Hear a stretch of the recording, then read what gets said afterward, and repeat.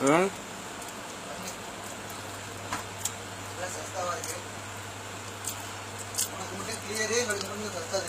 സസ്ത ഇങ്ങ ഇത് സസ്ത അലൈൻ വെള്ളത്തിനെക്കാട്ടും വിലയാ 15 കാർട്ടൂണിന്റെ വില. ഇത് കണ്ട കുബൂസ് പഴവും കൂട്ടിയിട്ട് പഴവും കൂട്ടിയിട്ട് തിന്നു. വേറെന്താ നാസ്തില്ല, പുട്ടില്ല, വെള്ളാപ്പയില്ല, കടലക്കറിയില്ല, മുട്ട ഒഴുങ്ങിയില്ല, കായ് വാട്ടിയില്ല. 9 മണിയായി. ഇപ്പൊ കഴിക്കും ബെസ്റ്റുന്നു. ഇവിടെ പ്രശ്നം ചോറും വരികയും ചെയ്യും. പിന്നെ എന്താ ചെയ്യാ, ഇതെല്ലാം നാട്ടുകാരെ അറിയുന്നുണ്ടോ? നാട്ടുകാർ ഇതൊന്നും അറിയണ്ടില്ല എല്ലായിടത്തും.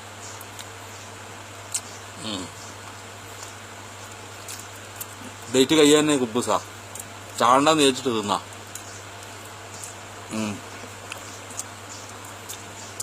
ചാടണ്ട, നല്ല തിന്നാ. ഒരു പഴ ഇതിൽ വെച്ചത്, അതും വെടുക്കാനായ പഴം. ഇങ്ങനെല്ലാം ഉണ്ടാക്കിയിട്ട് നമ്മളെ മക്കളെ കാണാണ്ട് 2 കൊല്ലം 3 കൊല്ലം നിന്നിട്ട് എന്നിട്ട് അവിടെ പോയാൽ ഒരു 5 പൈസ കുറഞ്ഞു വരും തരും. നിങ്ങളെന്താ ഉണ്ടാക്കി നിൽക്കും.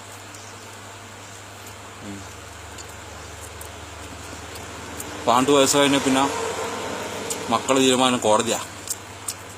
കുട്ടികളെ നമുക്കൊന്നുമില്ല, നമ്മളെ ആളെ ഒരു വിലയില്ല.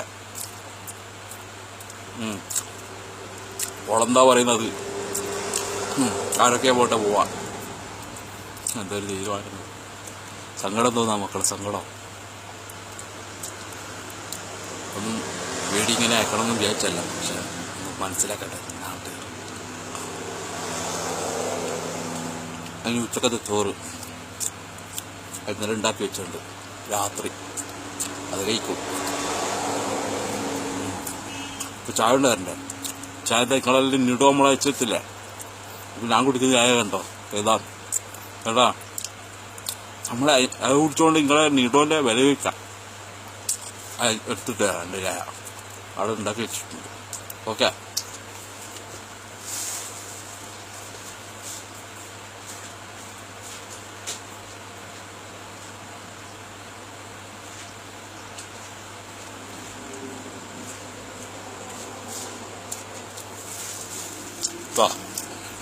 നമ്മൾ ചായ കട്ടൻ ചായ നല്ല പാലും കൂട്ടി അടി, മിൽമിൻ്റെ അടി. നമുക്കിതാ കട്ടൻ ചായ. ഇനി ഉച്ചക്ക് ചോറാ, അത് 2 മണിയാവണം. അതിൽ ഈ ഒരു പഴവും ഒരു ചെറിയ കുബൂസും ഈ ചായയും. മാസം ഒന്ന് തെറ്റിപ്പോയാൽ മതി. നിങ്ങളെന്താ, നിങ്ങളുടെ അടുത്തില്ലേ പൈസ ഒന്നും ഇല്ലേ? നിങ്ങളെന്താക്കുന്ന ആടുന്ന നമ്മൾ എന്താക്കണ്ടേ? നമ്മളിതന്നെ ആക്കുന്നു. എൻ്റെ പ്രിയപ്പെട്ട സഹോദരന്മാരെ, നമ്മുടെ ജീവിതത്തെക്കുറിച്ചൊന്ന് ആദ്യം പഠിക്കുക. പ്രവാസികളെ ജീവിതമില്ല എന്നാൽ പിന്നെ നിങ്ങൾക്ക് മനസ്സിലാവും നിങ്ങളെ എല്ലാ കാര്യങ്ങളും പരിപൂർണമായി സംരക്ഷിക്കാൻ നിങ്ങൾക്ക് കഴിയും. നിങ്ങൾക്കുള്ള ഹിമ്മത്ത് അതിന് അല്ലാഹു തരുന്നേരം. കാരണം നിങ്ങൾ നമ്മളെക്കുറിച്ച് മനസ്സിലാക്കാത്തടത്തോളം കാലം നിങ്ങൾക്ക് നിങ്ങളറിയാത്ത രൂപത്തിൽ പണം തരും. കാരണം നിങ്ങളറിയുന്നില്ല, ചെക്കായിട്ടും ഉണ്ടിയായിട്ടും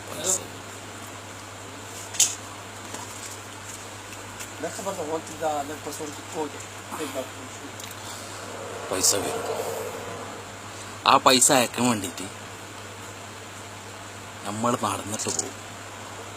ഓട്ടോറിക്ഷക്കും കാറിനൊന്നും പോകില്ല, പൈസ കൊടുക്കേണ്ടി വരും. എന്നാൽ പിന്നെ ആ ചെക്ക് മാറാനോ ഒരു ഓട്ടോറിക്ഷ വെച്ചിട്ടാണ് പോവുക. ആ ചെക്ക് മേടിക്കാൻ വേണ്ടി മാത്രം ഓട്ടോറിക്ഷയിൽ പോയിട്ട് വരും. എന്നിട്ട് നല്ല മുഞ്ച് അണിഞ്ഞു ഒരുങ്ങി സർക്കിറ്റ് ഒരു പോക്ക് ആ പൈസയും കൊണ്ട് അതിന് ഓട്ടോറിക്ഷ വേറെ. എല്ലാവരുടെ കഥയല്ല പറയുന്നത്, അങ്ങനത്തവരുമുണ്ട് കൂട്ടത്തിൽ. അതുകൊണ്ട് എൻ്റെ പ്രിയപ്പെട്ട സഹോദരിമാരോട് പ്രത്യേകിച്ച് പറയുന്നു, പ്രവാസികളെക്കുറിച്ച് മനസ്സിലാക്കണം.